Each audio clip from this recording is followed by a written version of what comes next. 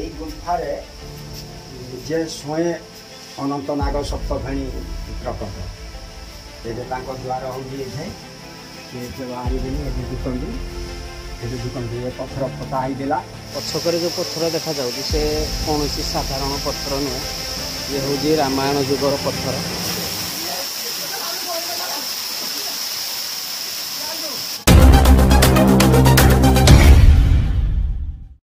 जय जगन्नाथ, मु आपणमानकर प्रिय संजय कुमार, आपणमानक पुणी एक नुआ भिडियो स्वागत। आज आपणमानक नहीं जीवी आम अनुगुल जिलार एक प्रमुख दर्शनीय स्थान बाबा गिरीश्वर मंदिर। थंबनेल देखि सब जानी सारी थे, से हूँ खोलुड़ी। खोलुड़ी जलप्रपात कहले समस्ते जानबे, बाबा गिरीश्वर मंदिर कहले अल्प लोक जानते, किंतु खोलुड़ी मंदिर कहले समस्ते जानबे। तो पछकरे जो देखा जाउची पर्वतमाला से हूँ माल्यगिरी। से माल्यगिरी पाददेश बाबा गिरीश्वर मंदिर आपण मानक आज बुले नेबी से बाबा गिरीश्वर मंदिर बा खोलुड़ी शिव मंदिर को। खोलुड़ी शिव मंदिर आम तालचेर ठारू प्राय 80 किलोमीटर भितर पड़ो। आपण आसिले खमार टोलगेट ठारू राइट की मुड़े, से खमार टोलगेट ठारू प्राय 32 किलोमीटर आमर खोलुड़ी शिव मंदिर। आपन को समय दूरता जमा भी जना पड़ोनी, कारण आपन दुई साइड रे जंगल प्राकृतिक सौंदर्य भरा प्रकृतिर जो पहाड़ अच्छी सुंदर पहाड़ मान देखी देखी आसबे। आपड़ दुई साइड रे जंगल अनुभव करें। तेणु केतेबेले आपड़ खोलुड़ी शिव मंदिर पाखक पहुँची सारी थे, आपन को जना पड़ोनी प्राकृतिक सौंदर्य भरा फुल पूरा आप एंजॉय करी आसबे। आपन को टोटाली भी जना पड़ोनी। खरा समय आसतु बा वर्षा समय आसतु आपन को टोटाली बोरिंग ही लगे चांस ही नहीं। बर्तमान आम पहुँचलु बाबा गिरीश्वर मंदिर बा खोलुड़ी मंदिर पाखे, तार प्रांगण में आम पहुँचीचु। बर्तमान जो देखा जाऊँ सामने से हूँ मुख्य गेट। से गेट दे आम बर्तमान भीतर को जा। प्रथम अच्छी भोग दुकान सब भितर भी अच्छी, एठी भी भोग दुकान रखा जाइए। बर्तमान आम अग्रसर हवा बाबा गिरीश्वर मंदिर पाखक। ये हूँ मुख्य गेट, साइड रे गोटे बाट अच्छी, आम से बाट ही जा। बहुत कि सुंदर परिवेश भितर बाबा गिरीश्वर मंदिर बा खोलुड़ी मंदिर अच्छी।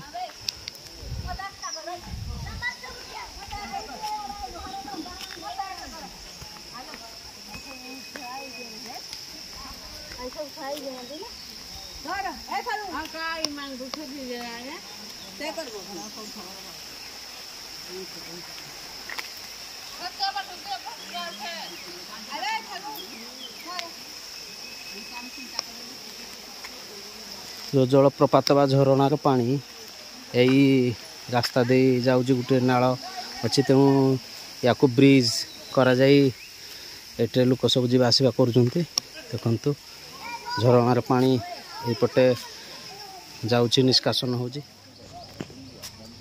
देखु भितर भी भोग सामग्री अन्य दुकान मान थंडा दुकान मान भी अच्छी। आपण आसिले किसी टेंशन नेबेनी, खावा पीबार कौन असुविधा हेनी। तो एठी भक्त माने भी गाड़ी पूजा करुँच बाबा मंदिर सामने। आमे बर्तमान मंदिर बेढ़ा को पशिबा। प्रथम देखु बाबा नंदींकर आउ श्री बजरंगबालींकर मूर्ति एठी रखा जाइए। प्रभु छता मुंडे। हाँ, तो आमे बर्तमान भीतर को जीवा, मंदिर भीतर को जीवा। आज सोमवार तेणु लोक संख्या टिके भीड़ अच्छी। तेणु देखंतु यही देखंतु प्रांगण कि सुंदर परिवेश भितर बाबांकर मंदिरटी अच्छी। माल्यगिरी ठीक पाददेश बाबांकर मंदिर खोलुड़ी मंदिर आउ जलप्रपात अच्छी। देखंतु आमे भीतर को जाई सबू देखिबा। आज सोमवार पाई भक्तंकर सब भीड़ लगी मंदिर रे। देखु ये पत्थर सब जार मनसिक पूर्ण होती सब वृषभ रखिदे जाइए भक्त माने। प्रथम चलतु आम जा जलप्रपात टिके देखीदे, तापर मंदिर फांका होतापर आम ठाकुर को दर्शन करवा क्लियर भाव में। देखु बर्तमान मु वाटरफॉल सामने अच्छी, ये जो मो पछकरे देखा जाऊँ वाटरफॉल।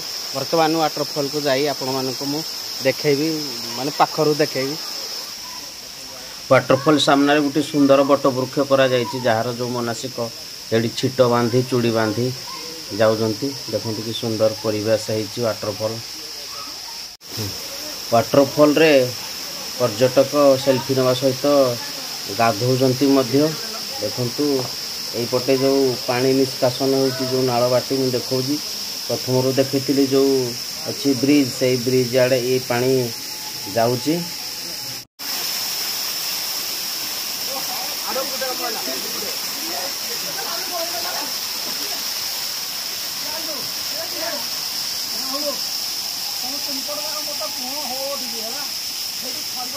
देखंतु वाटरफॉल ठीक सामने बाबा गिरीश्वर मंदिरटी अच्छी कि चमत्कार भाव देखंतु एठी गोटे सुंदर व्यवस्था करा जायछि। झरणा पानी को बोतल पाइप साहाय्य निया जाउछि मंदिर तल भाग को। देखंतु एई पाइप साहाय्य जो पानी जाउछि मंदिर सबु प्रांगण धुआ धुई काम लगुच बिना इलेक्ट्री रे पानी से तल भाग को मध्य जाउछि। सत्य युगर नरसिंह ठाकुर प्रथम नरसिंह सी माटी पुती होगी थे लक्ष्मी नारायण नारायण रूप हूँ नरसिंह प्रथम आमर ये आदिवासी लोक माल्यगिरी थे से दुई घर से लोक बुला चला पाई से ठाकुर चिन्ह नथिले ठाकुर चिन्ह नथिले जेहेतु सी निजे जामश्री बोली सी पूजा करुले डाल दिखंड देकिनी कुड़ियाटे कर बाबा गिरीश्वर सी लिंग रूपे प्रकट होते से साधु जड़े आसिले साधु ना स्वयं भगवान से कथा से सी जानते साधु जड़े आसिले झरणार रहिले नागेश्वर गछ अच्छी जो गछ पथरटारे राम लक्ष्मण सीता जो पथर रे बसी त्रेतयारे माल्यगिरी शिखर रे तागामरा गुंफारे रही से पथर रे बसी से साधु अनुसरण करते झरणार गाधांती से पथर रे शुअंती से प्रथम दिन रहिले द्वितीय दिन से देखिले कला गाई बाछड़ी छुआटे फलती आसिकिनी 8 बाजिला 9 बाजिला बेलू से गुआलू फिटिला 9 बाजा बेलू आसिकिनी ये लिंग उपरे क्षीर देला से प्रथम दिन देखिले। द्वितीय दिन भी रहिले द्वितीय दिन भी देखिले द्वितीय दिन संध्या बेले जाइए से सहर दिघर अच्छा ये सीधे सीधे देखिले तेंतुली गछटा अच्छी है उन्ना डीह बोली दाना अच्छी से गले गले कहले रे भाई मैंने तुम गुआड़े कला बाछड़ी दिए अच्छी कि हाँ तो आम गाई अच्छी से गाई तो जाइए से शिव लिंग रे क्षीर दौजी रे एटा बाबाजी चुपचाप डाकौजी ताकू टे गाड़ी गर्ज करदे कहले नाई किसी ना देख आज मुझे रोची तुम्हें काली सका 6 बाजिले मोड़ी जीव बारी से जगह को झरणा को आ तुम नुचिकिनी रहा देखा एटा तुम गाई ना का गाई से डेली फिटला तार दिन भी फिटला गुआड़ू से गाई छाड़ी आसनी पानी पहुँचीगला आंठेला क्षीर बाहरला कहला ये बाछड़ी छुआ कहे यहीटा पैसा दु आमरटा तो यही बाछड़ीटा आमर कहला देख ये हूँ शिवलिंग शिवलिंग ये क्षीर दौजी अफलिता फल तो ना आड़ू आईला क्षीर एटा प्रभुंर महिमा चल जा रजा पाक एत राजा थे शरचंद्र मुनिपाल पाला राजा ना हूँ शरचंद्र मुनिपाल ढी गले राजा को कहले साधु गले ये दिज सहर लोक तो थे 15 सहर 2 घर से 2 जन गले 3 जन जाई राजा को कहले राजा को जनइले राजा तार दिन आड़ू ऑर्डर कले हाथी रे बसिकिनी रजा राणी सुंदर गज हाथी पाट हाथी 2टा हाथी आइले पाइक पर्जा समस्त धरिकी आसिले देखिले लिंग लिंग जो देखिले एडू शाबल कुड़ी आनिकी खुलैले पुओ मुंडे गभीर खोला है चेन बांधिकी हाथी 2टा हाथी रे चेन लगेले हाथी खाली गर्जी बुले खाली कें कें कले छाड़देले पड़ेले राजा राजा छाड़ी देकिनी जिते गले ढिकी गले बाबा बोले कौन परीक्षा करूँ मत तेणुक मुझे स्वयं प्रकट अच्छी आ तू मो व्यवस्था कर गुंफारे निजे स्वयं ଅନନ୍ତନାଗ ସପ୍ତଫେଣି ପ୍ରକଟ। ଏଠି ତାଙ୍କ ଦ୍ୱାର ହେଉଛି ଏଠି ସେ ବାହାରିକିନି ଏଠି ଦୁକନ୍ତି ଏ ପଥର ଫଟା ହେଇଥିଲା। ଏଠି ମୁଁ ଏଠି 7-8 ଫୁଟ ରାସ୍ତା ଯାଇଥିଲି। এইভଳିଆ ଅଛି ଭିତରେ ଏତିକି। ଭିତରେ ଆଗରୁ ଗଳି ହେଉଥିଲା? ଗଳି ଯାଉଥିଲି ନା ଭିତରକୁ ମୁଇଁ ଆଉ ନିଜେ। ଆଚ୍ଛା, ଏଇଟା ବନ୍ଦ କରିଦିଆ ହେଲା କ'ଣ ପାଇଁ? ବନ୍ଦ ପାଇଁ ନାହିଁ, ଏଇଟା ଏମାନେ ଏଇ ଯେଉଁ ଭଗବାନ ସାହୁ କ'ଣ କଲା କି ତଳେ ନିଆଁ ଜାଳିଦେଲା, ଉପରେ କୁନ୍ଥ ପାଣି ପକେଇଦେଲା। ଏଇ ପଥର 3 ଖଣ୍ଡ ଫାଟିଗଲା। ଆଚ୍ଛା ଆଚ୍ଛା, ଏଇ 3 ଏଇଟା ନହେଲେ ଫାଙ୍କା ଥିଲା, ଉପରକୁ ଟେକି ହେଇକି ଥିଲା ଆଗରୁ। ହଁ, ଏଇଟା ଏଇ ପଥର ତୋଳିଲା ବାପା ମଝିରେ ନିଆଁ ଜାଳିକିନି ଶୀତ ଦିନରେ ଆମେ 7-8 ଜଣ ଶୁଉ ଏଠେ। ଆଚ୍ଛା ଆଚ୍ଛା, এইটিকি জায়গা ଥିଲା ଆମ ପାଇଁ। ଆଉ ଘର ଦ୍ୱାର ନଥିଲା କିଛି, ଖାଲି ବିଷ୍ଣୁ ମନ୍ଦିର। ଏଇଟା ଦେଖିଲ ସରିଲା। ଏଇଠିକି ଆସ, ଏଇଠି ଫଟୋ କର। এইটা প্রথম মুখশালা টিকে ଥିଲା। মন্দিরর প্রথম মুখশালা এইটা। প্রথম মুখশালা এই দিও মন্দির সাঙ্গে এটা সেটিং হয়েছিল বিনা চূর্ণরে। ইয়ে হলে দেখো নরসিংহ, জয় বাবা নরসিংহ। ইয়ে হলে নরসিংহ হিরণ্যকশিকি মারি চাপিଛନ୍ତି। ইয়ে মাটি ভিতরে পড়িଥିଲେ। ইয়ে হচ্ছেন স্বয়ং লক্ষ্মী। এই দুজন ଆଉ ଇଏ ସରସ୍ୱତୀ କି এই যে ঠাকুর মূর্তি ଅଛି ମାଟି ଭିତର ବାହାରିଛନ୍ତି। ହଁ, ଇଏ ମାଟି ଭିତରୁ, ଇଏ ମାଟି ଭିତରୁ। ଆଉ ଇଏ ତିଆରି। ଆଚ୍ଛା, ଠିକ ଠିକ। ଇଏ କୃଷ୍ଣ ଜଣେ ଭକ୍ତ ଦେଇଛନ୍ତି। ଇଏ ହଉଛନ୍ତି ଶାଳଗ୍ରାମ। ଏବେ ବସିଛନ୍ତି। ଇଏ ହଉଛନ୍ତି 7 ମାତୃକା। ଇଏ ଜୀବିତ। ଏତିକି ଦିଅ ଏଠି ପୂଜା ପାଉଛନ୍ତି। ପ୍ରଥମରୁ ଇଏ ଅଛନ୍ତି ନା? ପ୍ରଥମରୁ ଇଏ ଅଛନ୍ତି। ଏ 7 ମାତୃକା ଲକ୍ଷ୍ମୀ ଆଉ ନରସିଂହ। ଇଏ ପ୍ରଥମ ତାଙ୍କ ଦର୍ଶନ ହେଇଛି। ଇଏ ସତ୍ୟ ଯୁଗର ମତ୍ସ୍ୟ କଶ୍ୟ ବରାହ ନୃସିଂହ ବାମନ 5 ଅବତାର ଇଏ ନୃସିଂହ ସତ୍ୟ ଯୁଗରେ କେବଳ ଶୈବ କ୍ଷେତ୍ର ନାହିଁ, ବିଷ୍ଣୁ କ୍ଷେତ୍ର ବି। ହରିହର କ୍ଷେତ୍ର। ଇଏ ହରିହର କ୍ଷେତ୍ର। ଇଏ ହେଉଛି ହରିହର କ୍ଷେତ୍ର। ଆସନ୍ତୁ।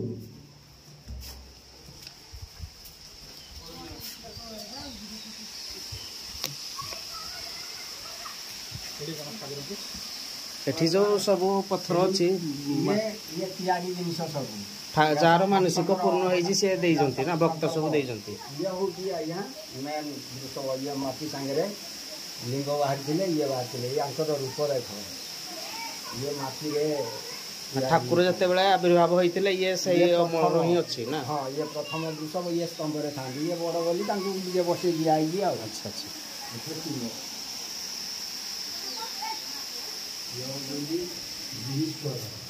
ସବୁ ଦେଇଛନ୍ତି। ଆଉ କ'ଣ ଦେଖିଲା? ଜୟ ବାବା ଗିରୀଶ୍ୱର। ଇଏ ହେଉଛନ୍ତି ମା ପାର୍ବତୀ କରୁଣାମୟୀ।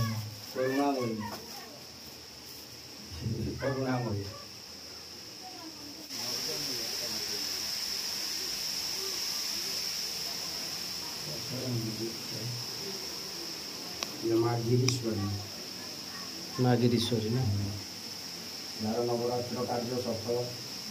ନବରାତ୍ର ଚାଲିଛି। ପୂଜା ନବରାତ୍ର ହୁଏ। ଦୁର୍ଗା ପୂଜା ବି ବିଧି ବିଧାନ ଅନୁସାରେ ସବୁ ମାଙ୍କର ହବ। ଏଇମାନେ ଅଛନ୍ତି। ପଛକରେ ଯେଉଁ ପଥର ଦେଖାଯାଉଛି ସେ କୌଣସି ସାଧାରଣ ପଥର ନୁହେଁ। ଇଏ ହେଉଛି ରାମାୟଣ ଯୁଗର ପଥର। ଆପଣମାନଙ୍କୁ ତା ଇତିହାସ ବିଷୟରେ ମୁଁ କହିବି। ନନା ବି ମଧ୍ୟ ମୋତେ କହିଥିଲେ ଯେ এই ଜିନିଷ ବାହାରକୁ ପ୍ରକଟ ନ କରିବା ପାଇଁ, କିନ୍ତୁ ମୁଁ ଆଜି ଆପଣମାନଙ୍କୁ ଭିଡ଼ିଓ ମାଧ୍ୟମରେ ଟିକେ ଜଣାଇ ଦେଉଛି। ଯଦି କିଛି ଦୋଷ ଥିବ ତାହେଲେ କ୍ଷମା କରିଦେବେ। এই ଯେଉଁ ପଥର ଦେଖାଯାଉଛି ସେ ରାମାୟଣ ଯୁଗର ପଥର। ଏଇଠିକି ଦିନେ ରାମ ଲକ୍ଷ୍ମଣ ସୀତା ବନବାସ ସମୟରେ ଆସିଥିଲେ। ମୁଁ ଆପଣମାନଙ୍କୁ ବିଶଦ ଭାବରେ ଦେଖାଇ ଦେଉଛି ପଥର ଦୁଇ ପାଖ ବୁଲେଇକି। ଦେଖନ୍ତୁ ଏ ପୁଣ୍ୟ ପଥରକୁ ବାବାଙ୍କ କହିବା ଅନୁସାରେ ଶ୍ରୀରାମଚନ୍ଦ୍ର ଲକ୍ଷ୍ମଣ ମାତା ସୀତା ବନବାସ ସମୟରେ ଏଠାକୁ ଆସିଥିଲେ। এই ପଥର ଉପରେ ସେମାନେ କିଛି ଦିନ ବସା ଉଠା କରିଥିଲେ, ବାବାଙ୍କୁ ଦର୍ଶନ କରିଥିଲେ। ତାପରେ ସେମାନେ ଏଇ ମାଲ୍ୟଗିରି ପର୍ବତ ଦେଇ ଅନ୍ୟ ଦିଗକୁ ଯାଇଥିଲେ। ଦେଖନ୍ତୁ ଏ ପୁଣ୍ୟ ପଥର। ଏ ହେଉଛି ମାଲ୍ୟଗିରିର ପାଦ ଦେଶରେ ଇଏ ଅଛି।